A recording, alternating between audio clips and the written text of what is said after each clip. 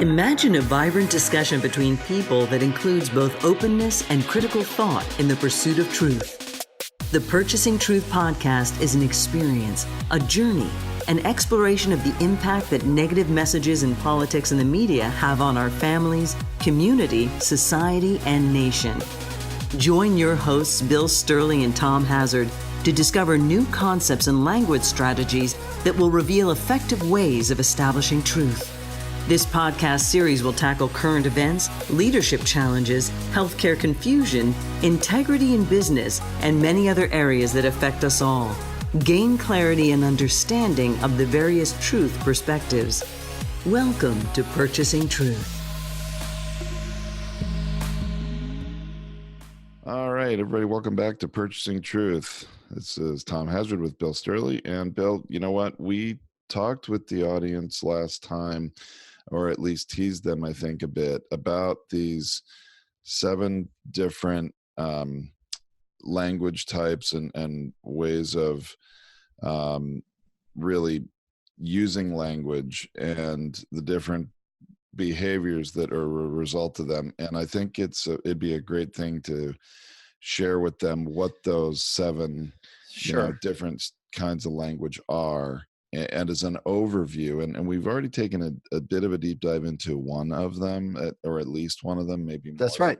That's right. Yeah. And we'll continue to do it with some others, but I think it would be helpful for everyone to explain what we were talking about last time in that regard. Yeah, Tom, thanks for getting up this morning and us do this really nice, bring in the day experience that you and I are participating in. And the thing I like best about this section we're going to do today is I really spent time trying to break language apart so that we were able to see where the conflict was coming from and what type of conflict language pattern that a person could get triggered or activated by.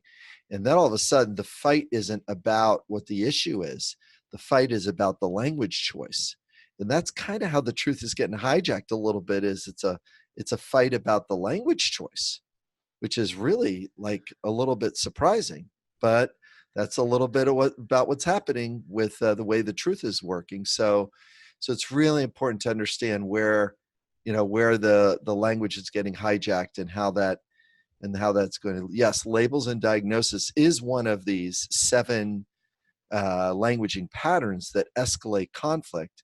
So what I'd like to do is just kind of walk through them so that at least people can see that, and then we could even do a deeper dive on each one as we go forward. So, and you could poke a stick at it, which you do very well, and throw me some challenges so that we can actually see how this will roll out and how that how to be able to say different things to these things to de-escalate the conflict or actually to get to the truth, because that's really a big part of what you and I are working on, is giving people some tools to understand how to deal with language and the upsets and to walk through conflict a lot easier and with more compassion. And to me, to get to the truth, I agree. I think that's a great way to talk about it. And from a perspective of understanding how in America we've gotten to where we've gotten, in our society, and then how there may be a path forward to, reconcile and find the truth again. And, I think that's important for a lot of people. A lot of people are looking for how do we go forward in this society where the truth has been hijacked, or at least for a lot of the country. Right. And how the truth gets, so that you can call somebody out on it. It doesn't mean that the person that's going for that point of view is wrong or bad. It just means that the person is using a language pattern that is going to escalate the other person. And then if the other person sees it, they don't have to get escalated. They go like, hey, you're using that pattern, and I guess you're meaning this by it.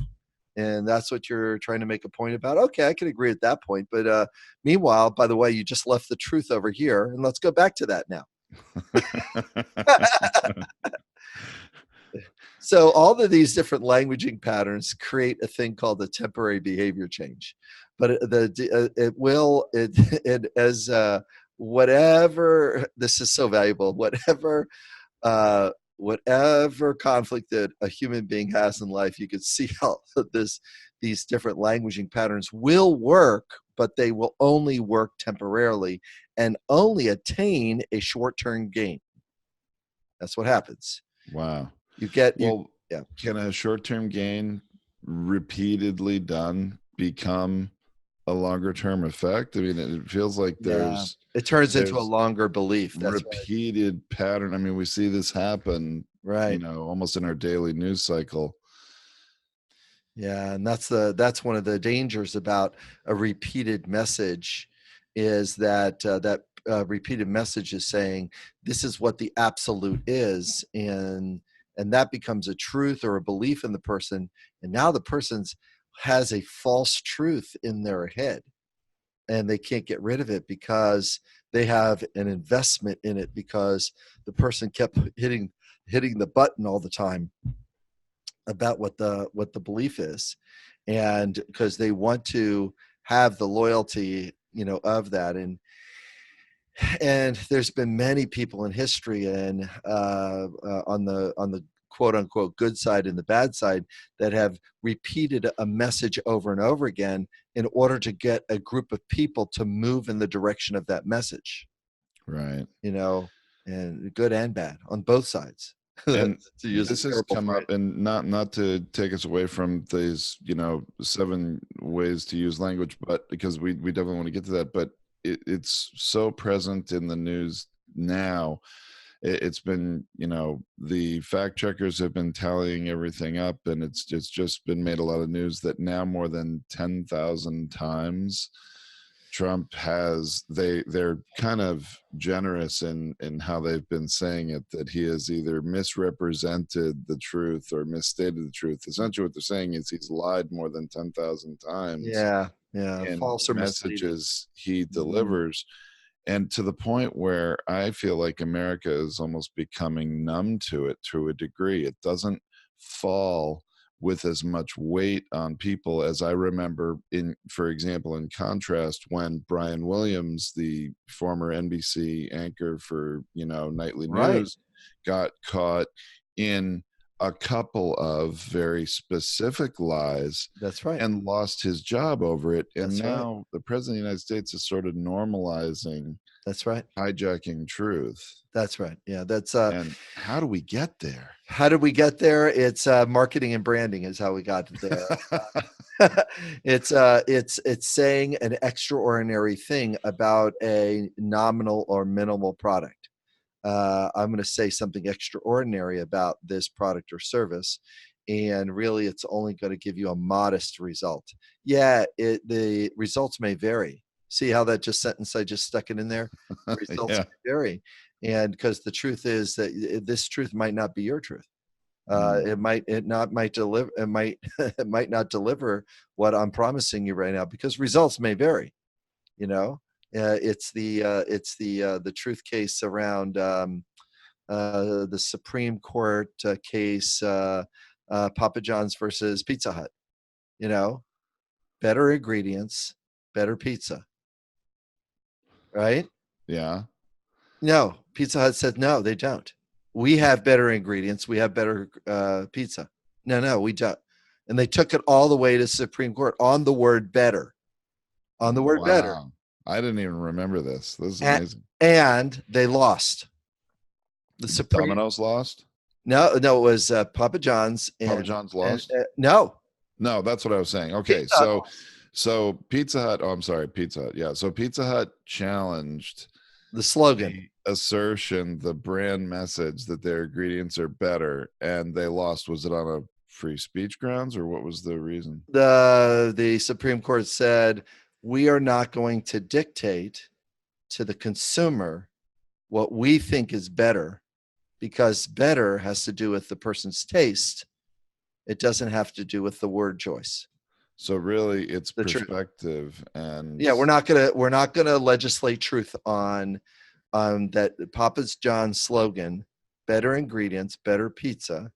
Wow. next to, because that was the problem is Papa John's put their logo next to pizza and says better ingredients, better pizza. And Pizza Hut said, no, it's not. But the damage was already done because they already put them next to each other. Now, of course, Pizza goes, well, we lost the case, but we lost the battle. But the war for marketing and branding showed up as like, wow, you can really call a lot of things better now that aren't really better.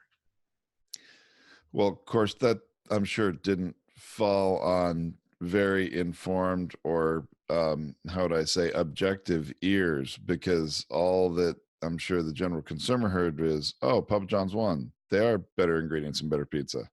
Right. It's like we're not going to legislate better.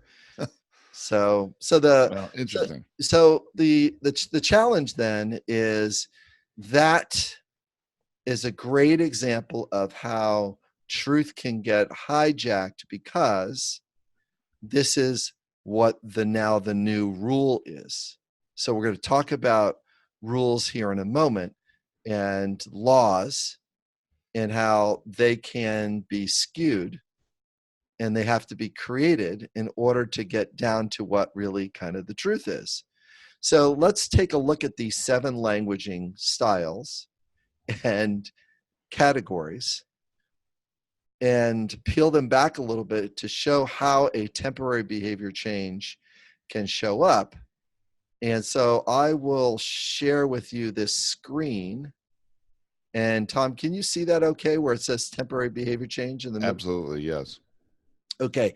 Notice that is the target of this language. It will solve this. These languaging patterns kind of work. They temporarily solve, but the most important thing, Tom, is that these language patterns are reinforced in a sequential way, and a person then, depending on the household they were brought up in, the amount of TV they watch, the school that they went to, they are going to be focused, and they're going to be boiled in the soup of this style of language. So if you're brought up in a household with 2 professors, you're going to have a different languaging style than being brought up in a household of 2, construction professionals. You're going to have different language if you're brought up with 2 police officers. I'm making both the parents police officers just to show there's a double saturation of that job there. Now, that doesn't usually happen, but guess what? There are definitely 2 people, and guess what? There probably is 2 or 3 different languaging patterns that is coming out of that environment.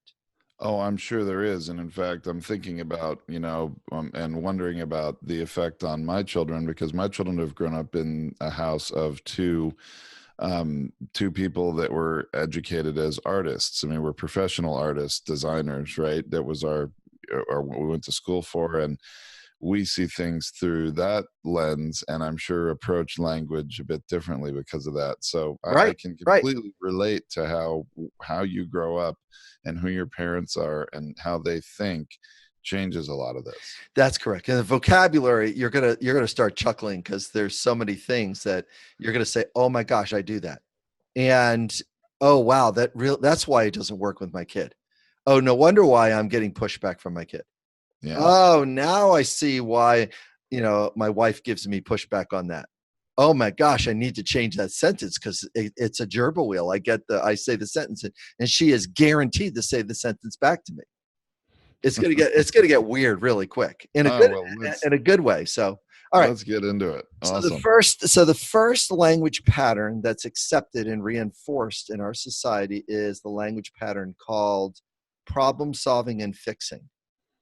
This is the first acceptable and reinforced languaging pattern. In fact, our instructional system focuses on this one as one of the 2 primary languaging patterns that it relies upon. we're going to get the right answer in the shortest amount of time is a theme that happens in most instructional institutions. Just get the right answer, multiple choice test, get the right answer. And if you don't get the right answer, then we're going to go to number 2. We're going to give you an explanation and advice of why you needed to think about the right answer. Tom, have you ever gave somebody the answer and then the person then turns around and explains to you why your answer wasn't right? Oh, of course. So that's a banter between number 1 and number 2. Now, notice now we're arguing on who has the right answer. We're not even considering that there might be a third possibility yet. We're just taking 2 beliefs and we're just arguing between, well, I think it's this. Well, let me explain to you and give you the advice about why it's not true. And I'm going to bring you some evidence. Some evidence, well, let me show you the good reason why my answer is right. And there's this one case that proves that this is not really true. Well, what about this? So far, so good? Yes. All right. Very clear. So there's a banter between these 2 things. And what winds up happening is as the argument or the discussion increases, then regrettably what happens is a new languaging, a third languaging pattern comes in and gets put into the mix. So for example, if you say to your kid, give them a problem solving or a fixing answer and say, listen, we can't have ice cream. It's 4:45 and we're going to have dinner in 15 minutes. And then you're caught in an explanation of why ice cream before dinner is not really a good thing to do because it'll kill their appetite. They could give a crap about whether it's killing their appetite at all. Right. Then, because of the way the language works, number 3 languaging pattern comes in: rewards, deals, or punishments. So now all of a sudden I'm making a deal about ice cream, and they're trying to make a deal with me about ice cream. Yeah. Can I just have a little bit? Can I just have a little bit? And then we throw the reward in. After dinner, you can have it. The reward for eating dinner. Now, how much intention are they going to have on that green bean that they're eating when they're thinking about ice cream showing up next? No, that green bean's staying on the plate. Yeah, they want to eat the minimum of what they need to get the reward. Oh my gosh. See what you just did? That's exactly what happens to our mentality. Just do the minimum to help. So if a government official promises, or a politician promises something and then puts the bill up and the bill gets voted down, they get to say, well, I did what I said I was going to do. Yeah, you didn't see the results of that, but I fought for it. But yeah. I fought for it. So now all of a sudden we've got a big problem with rewards, deals, and punishments is that the false or misleading sentence gets caught in, I am going to fix this problem. I am going to explain that I have the best people in order to fix the problem. I am going to make a series of deals. I am the best deal maker ever. I even wrote the book. Yeah. So now all of a sudden we're wondering how we got here. This is how we got here, is that I am going to talk about the problem and say, I have the answer to a complex problem. I'm going to be very, very light on explanation. And I'm not going to put one policy out for anybody to poke a stick at. And I am a great deal maker. And because I'm a great deal, I can get these imaginary things, real or imaginary things, done. And I am, now all of a sudden, here it comes. Once this Number 3 is here. That's called a bribe. Number 3 is also called a bribe. These are 3 forms of bribe. I am going to give you a reward. Now, guess what? Make America Great Again is a bribe. Sure it is. As if America was When it wasn't. When isn't it? great in the past, or when was it great? Yeah. But It is a deal. It is a enticement. Now, as soon as they say the word enticement, guess what? I'm in marketing and branding again. Sure.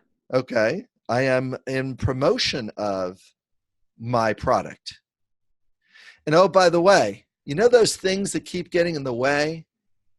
I'm going to do something about those. What is he going to do something about those? The rules, responsibilities, duties, and obligations. I'm going to break the rules. You know what? I can break rules. I'm really good at getting through this because I'm the best deal maker, and the deal maker is against the rules. I want to get rid of those regulators because those regulators sit here at position 4. Now, these 4 languaging patterns here are the most significant languaging patterns that are accepted in our society. The rules are where the criminality is, and what we talked about last time was, here's some spiritual rules, here's some moral and ethical rules, and here's some legal rules. They're all sitting in this category right now. So that's where the black and white thinking is, because rules are either right or wrong, or you've broken them or you haven't, that type of thing. Well, what happens if you get rid of the rule? Then you're not breaking it. Right. But you could say that you're doing it, but you're breaking it because you're not doing it. So are these 4 the most commonly used language patterns then as a result? And reinforced. The whole school system gets stuck here. Problem solving, they give explanation, and then all of a sudden they go into reward or deal making situations. As soon as you get here, a person moves into temporary compliance. They'll only do the minimal amount to get the reward. So this is called, well, you just passed, 2nd grade. Here's your trophy. So there's not a real, it's not a full reward. And if you're building a sense of accomplishment into it in a sense of learning before, if you're showing something specific that's happening, then it's not a reward.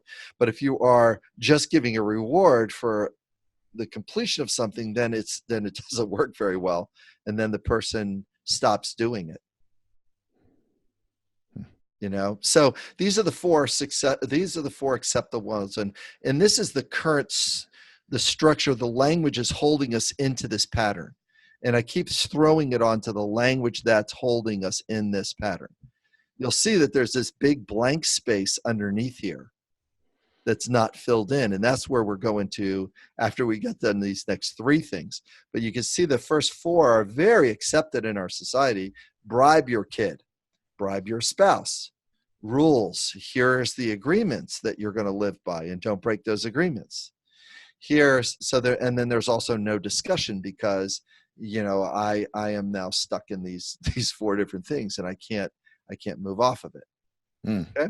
If you break a rule, if you don't fit an expectation that I have, if you don't fulfill your duties, then number 5 is going to show up. And that number 5 is label and diagnose. We're going to diagnose you as being a bad person. We're going to diagnose you as being a narcissist.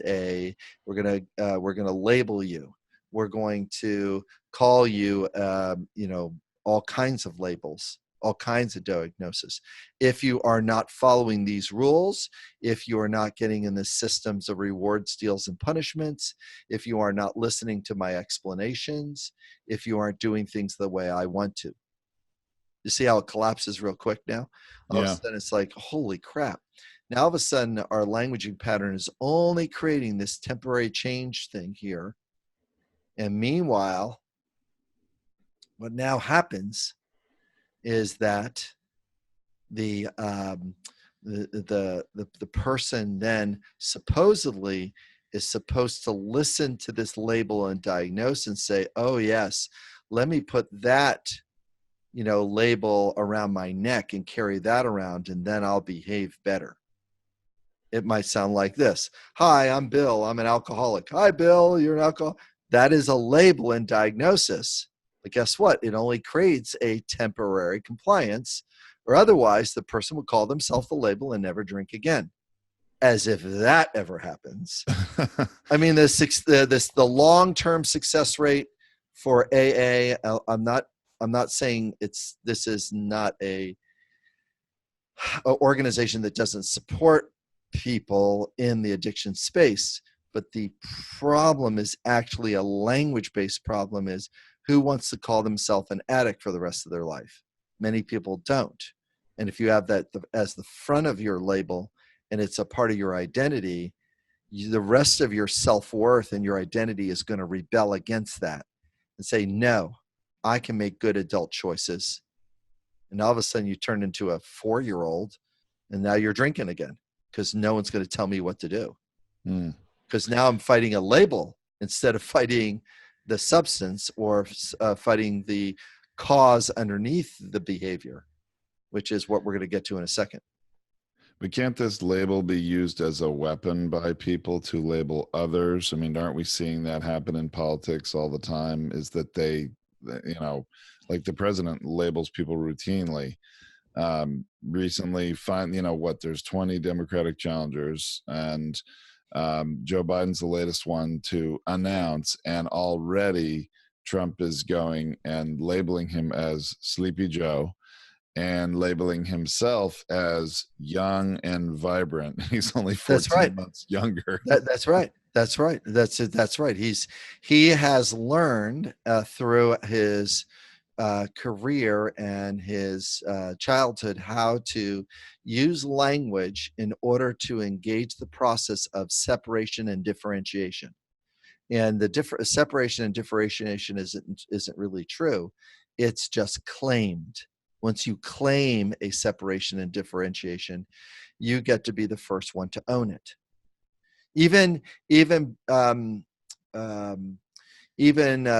There were several moments in between McCain and Obama where Obama would differentiate. He would differentiate and he would differentiate, and every time he differentiated, McCain was catching up. He was behind it. He was always behind it. So they were always all the discussion, the news cycle was going after Iraq. And Obama says, you know what? We really need to go back to the source. Let's go on after Afghanistan. And that put him in that's what we were originally doing. All he did was go back to the thing that Bush had reinforced in order to get the war started. And he just took Bush's message and made it his message.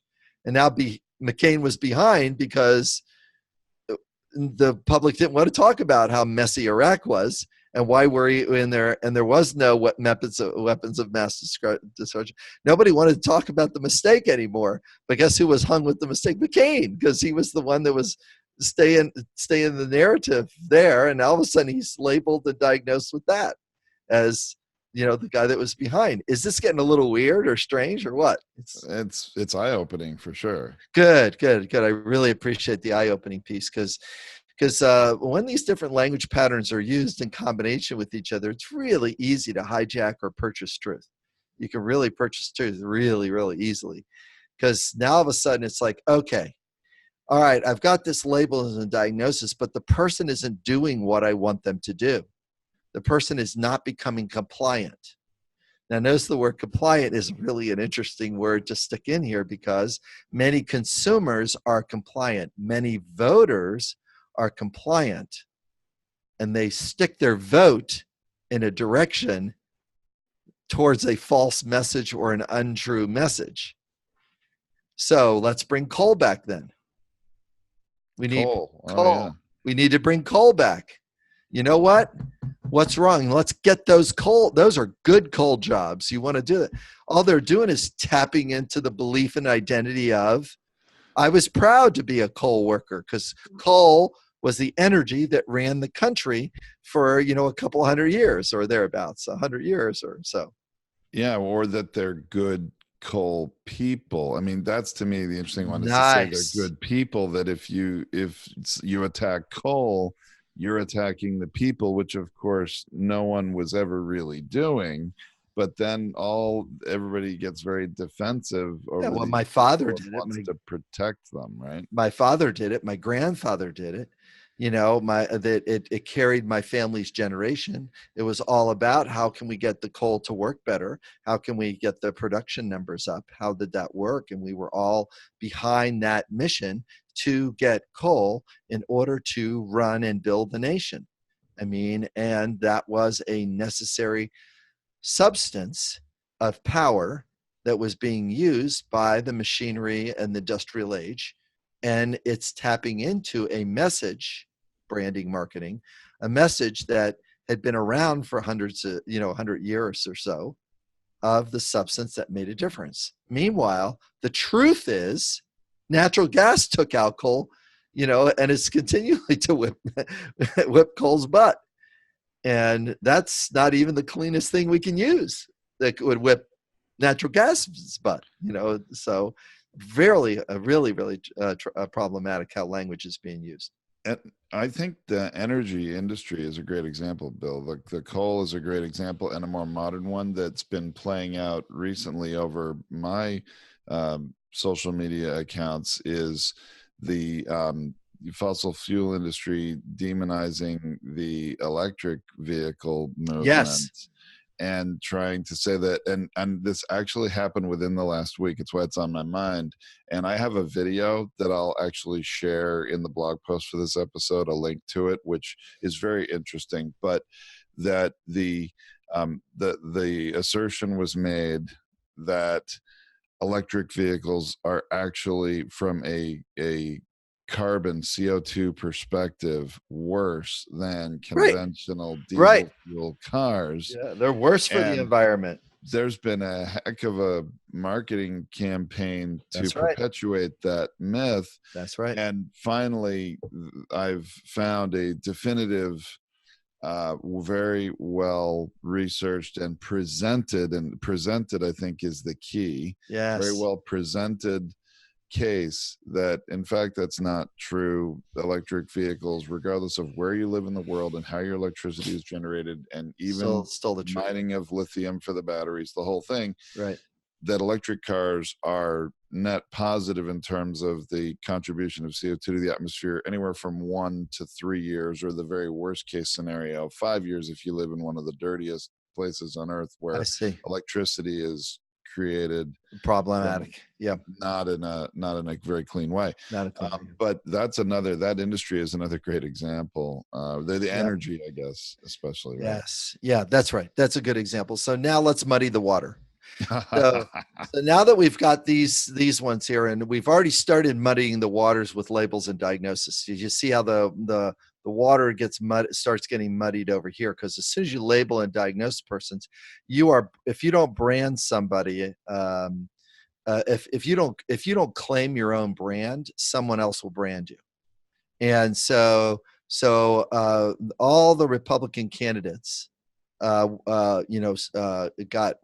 their butt whipped because Trump branded them before in 2016, before they branded themselves. And they thought branding was, I swear to God, this is going to get funny because I know how much work you do at branding. They thought a logo and a sign would make the difference. That's all they need to do to brand, and then just keep repeating the message about whatever. And Trump goes like, no, I'm just going to brand you, and I'm actually going to brand you with a bunch of false things. So, and yes, there was a partial truth that Hillary was sloppy and didn't follow the rules regarding emails and email servers.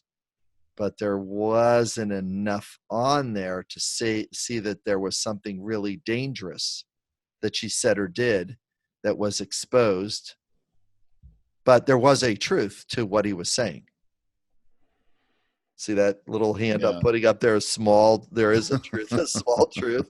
And did it rise to the big truth of crooked? Not really. Nah. No. Was there mistakes and better choices that she could have made with different people in her political career? Yes. Yes, she, just like every other human being, got into relationship with people that she needed to then get distance from because they did some junky things, and she had a conversation with them up to a relationship with them because they talked her into the relationship or they provided the deal. All right, so that gets us to number 6. Number 6 really is very, very challenging because as soon as labels and diagnoses don't work, then I get to bring out criticism, defensive language. I get to bring out contempt language. I get out to bring out withdrawal language, and I get to project that at others to muddy the waters with truth. The withdraw experience is one of the things that we keep experiencing back and forth with different talking heads that will come on, bring up criticism and defensiveness, then back away for a couple months, then come back and deliver a message of contempt and withdraw. They'll actually do this cycle on the news cycle. They'll actually come in, well, you know what? This is what they did that was wrong, criticism. And this is what my person did that wasn't the same as their person. So they deliver a criticism message, and then they bring up a defensive message about their things. You can watch this with Kellyanne Conway. I was watch just this. thinking that. I You see can watch this they're almost gonna daily do with this and her. this. Then what happens is the newscaster, watch this, they don't know that they're getting hooked in, and they start coming from the position of contempt. Well, that's not really true. Now, notice the contempt that's showing up.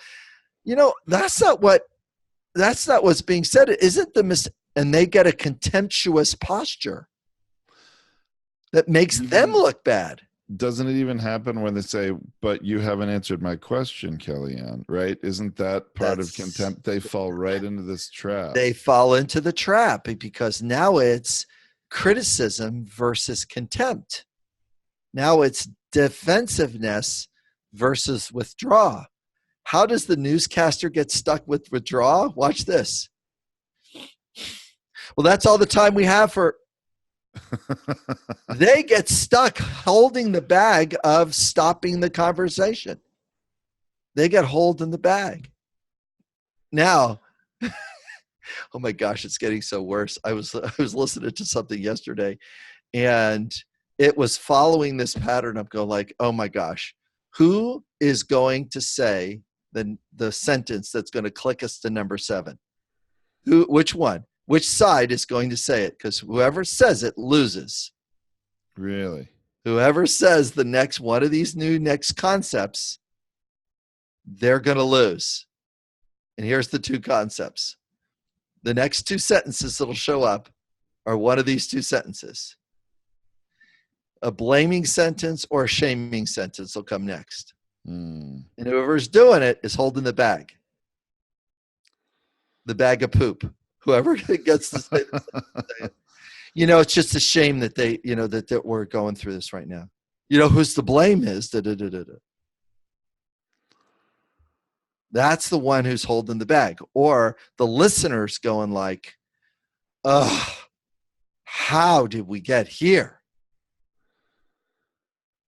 It's interesting. It seems that, using Kellyanne Conway as an example is a really good one because it happens almost daily. And I just watched something in the last 24 hours where, she definitely misstated the truth on something, and the person interviewing her, I think it was Jake Tapper or somebody, actually tried to call her out on it, but she's constantly blaming the Democrats for everything. and so she's getting away with blaming in that situation, but She is. the interviewer, like you said, was left holding the bag. That's correct. That's right. And what happens is it's just reinforcing the label called false, fake news is reinforcing, because they've driven the narrative over to 6, 7, 5, 6, and 7. They've driven the narrative over here. So now the viewer is watching the label fake news, watching her bringing criticism, and then what happens is that, and Jake is going and then says, well, wait a minute, I'm going to defend truth, Right. instead of doing something much, much more powerful, so so let's take our listeners through this as an example, because I remember what it was now. So Kellyanne Conway in this interview was saying that, or I guess the president actually said it, and she was having to defend it. The president said that he had the perfect, in air quotes here for those of you listening only on the audio, the perfect response to the Charlottesville white nationalist rally, and in everything he said following it. And Jake Tapper was trying to get her to own that label, that he had the perfect response, or to contradict it, trying to get her to take a stand one way or the other. And she wouldn't do it. She was, well, she did and didn't at sort of at the same time. She sort of danced around it, but eventually she did defend it, that it was the perfect response. And he was trying to get to the truth of, that was far from perfect, and so how would you, what would you have done differently in Jake Tapper's position, other than try to defend the truth? Use her language. It's going to sound a little weird, but use her language, the word choices that she's picking, the defensive, the criticism, the label that she put. Oh, so you would like us to hear that it's perfect? His response was perfect. She would have to say yes. She would say yes. Yeah. Right. Oh, so you really think that providing support and emphasis about Nazis being okay people is okay to do? So you're interested. So the president's interested in supporting that group of people. Now she's in trouble now, because you're using power with language rather than what he chose to do, which was called power over language. So what he was doing was trying to fact check her and get her to agree that just on its face, that statement was false, when if he approached it the right way with language and asking her better questions, she would box herself in. That's correct. It's within 3 sentences, she's done. She can't talk anymore. And it's a little weird for me to sit here with a lot of definitive energy, because why aren't you out there, and why aren't you telling these people? And that's a part of this podcast. Is the reason why I'm not out there is doing it, is to get how to really speak truth to power, is not trying to prove your truth over their truth. Let me say that again. Speaking truth to power doesn't mean that you have to try to advocate your truth over their truth. It's actually trying to draw out their partial truth so that everybody can see it's a partial truth. So you shine really light on it. You almost amplify the exaggeration. That's correct. Yeah, that's brilliant. So it'll sound like this, Tom. It'll sound like this. So Kellyanne, you really feel confident that the way he handled it was really a perfect way. Is that correct? Yes. And you'd really like Americans to hear that the perfect way to respond to people marching on ideals that are not in alignment with American ideals, that's okay, because that's a part of freedom of speech. Is that what you'd like us to hear? Yes. She probably would still say yes to that, wouldn't she? Right. Yeah. She's doomed, because she's trying to do the advocacy of see, they're going to use one part of the Constitution against another part of the Constitution. What an interesting concept. That's one rule, number 4, against another one of the rules, one of the guidelines, right? All right. Right. And what are, because we're just talking about morals and values and everybody gets to have those. It's not criminal to march, is it? And the answer says, well, no, it's not. But it's also something to, from a branding and marketing place, to put, fuel on the fire of a value that's not in alignment with the things that we're trying to stand for. So what I'm doing is I'm using her emotion, which is confidence, and what her need is her identity, and the value called freedom of speech. I'm actually going with her message. And I'm just shining a spotlight as, yeah, I guess from a freedom of speech perspective, yeah, it's important for the president to support freedom of speech. Now, tell me again, how is that value of being a Nazi the same value that we stand for as Americans? Yes, we stand for the freedom of speech, but how does the value of one person against another person a part of our value in the United States? Tell me how the president really talks about that. She would be dumbfounded. She would change the subject in a hurry. Right. And then you would have to be ready for the next, power with sentence. So let me show you what I'm doing there. Is I'm taking one of these criticisms or these labels over here. I'm staying away from the blaming and shaming. I'm taking a criticism or label that she's doing, and maybe a rule that she's going after, and I'm putting it into this circle down here as she feels confident and she has a need to support a very important value called freedom of speech. So I'm going to put those two things, and I'm going to speak to that and not get stuck in battling up here, because all that's going to do is put my advocacy against hers, instead of going after what the truth is you would like us to hear the messaging and use our time together so that you know that President Trump is really advocating for freedom of speech. Is that what you'd like us to hear? Yes.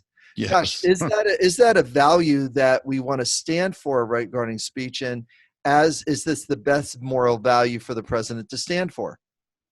Ruh-roh. Now all of a sudden there's a big trouble, because now what I'm doing is I'm actually talking about what is the greater need that we're supposed to be talking about when we talk about the value sets of a Nazi and the value sets of hate speech. Hate speech is a label and diagnosis, but really it's respect for others is what the need is. Gosh, Kellyanne, don't you think respect for others might sound a little bit different than that? What? Huh? Yeah, she either has to turn and say, "Oh, but you've got to have respect for Nazis and people." So you would like it. Good. So you can't do that. So let's have a discussion about having respect for others. And if one person's saying something disrespectful towards others and trying to separate or divide the country, wouldn't it be better for us to have a respectful discussion about how freedom of speech and how we're not in agreement with this value that this one person's speaking from? Wouldn't that be a better narrative that the president could be speaking from, instead of just being, a person saying good people on both sides? Isn't that not the strongest speech he could be using right now? And was that the perfect response? I think the perfect response is that the president would have said, listen, everyone has the right to speak the way they want to and assemble the way they would like. I'm not in agreement with the speech that they're saying, because it doesn't meet the higher values of the United States. Wouldn't that be the best thing? Now all of a sudden you see you're actually dragging her down here to the bottom of the line, which is, this is called the subtext of the conversation. So the subtext here, so we want a lasting change to show up. This is a skillful process down here, is that any one of these 7 things, Tom, any one of these 7 can be drugged down into this first circle. Any one of these language tactics. Even if somebody gives you an advice that you don't want, you can still drag it down here. Has anybody ever, when you're really upset or something, someone gives you a piece of advice that you're going like, I don't want to hear it. Sure. That's a problem solving. So say this back, and we'll make it a little bit of poison so we can see it have a little bit of energy to it, right? Okay. Say this back. Bill, you know what you should do is just say that sentence back. All right. Bill, you know what you should do is? Okay, so he gave me a little problem solving, and you're going to give me some advice. Okay, so you're giving me here. Now watch this. So Tom, you really feel confident, and you're really trying to contribute to me an answer that you think it would help. Is that correct? Yes. See, now all of a sudden, I don't have to take the thing that you just said, but I can name it for what it is as a contribution. So have you acknowledged it and almost given them, made sure that they know they've been heard? That's right. But you're not, stepping in line to accept it either. That's correct. That's correct. And most newscasters, regrettably, are trying to craft their language in an unwinnable argument with the top 7 things with a skilled pundit. The pundit is coming in with a point of view, and all they need to do, all the pundit is there for, is to insert a confusing message or sentence that's in advocacy of their position, so that they're from a branding and marketing place, they're just there to deliver a message, not there to deliver truth. They're there to deliver a point of view, not there to deliver truth.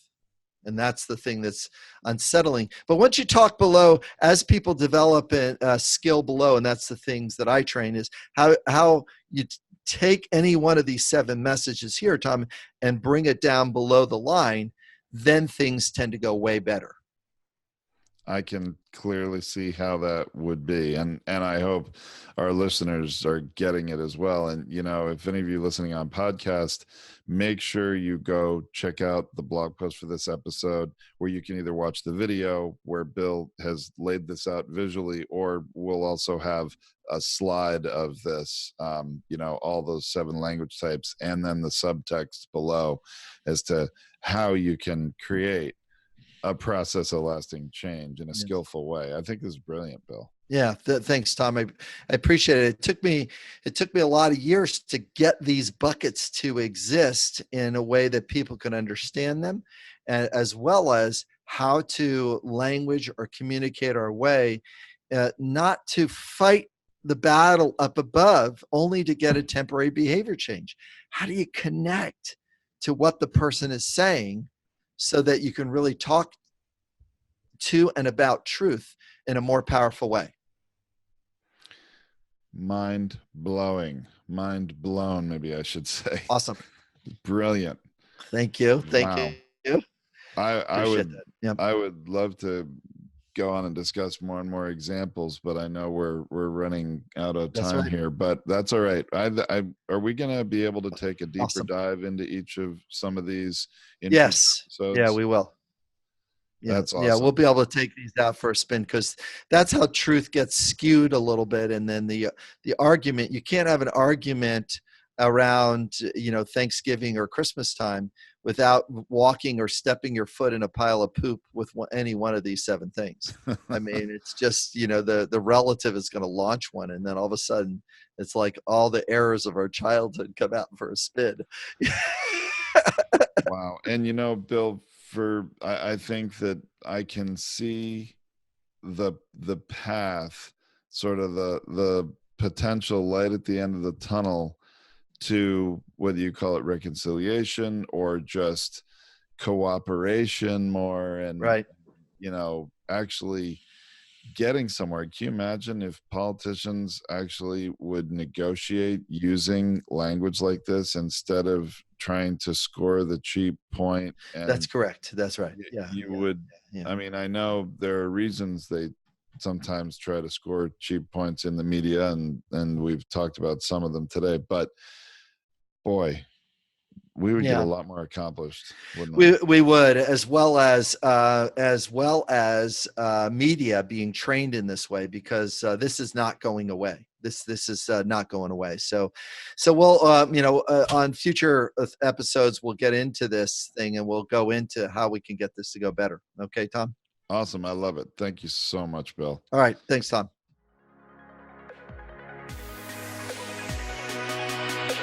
Thank you for listening to this Purchasing Truth podcast.